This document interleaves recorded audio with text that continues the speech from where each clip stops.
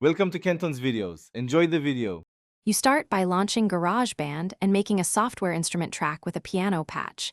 This step matters because musical typing only appears for software instruments. Once done, press Command-K to open the musical typing overlay. It shows computer key letters mapped to piano notes so you can play with keys labeled.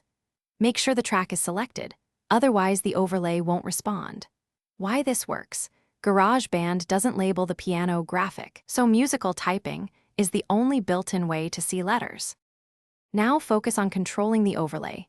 Use Z and X to move octaves, and caps lock to latch sustain. This changes which letters correspond to which piano keys.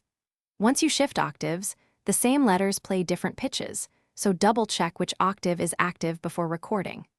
Resize and dock the musical typing window next to GarageBand's piano view so letters remain visible while you play.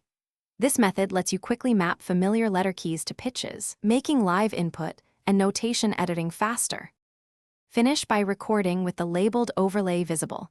Once recorded, open the piano roll to verify note positions versus the letters you played. If you need a permanent labeled image, take a screenshot of the musical typing window beside the piano UI.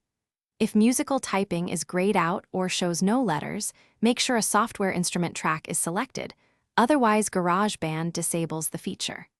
If problems persist, restart GarageBand and confirm your keyboard input device is recognized by Thanks for watching. Consider subscribing if we helped you.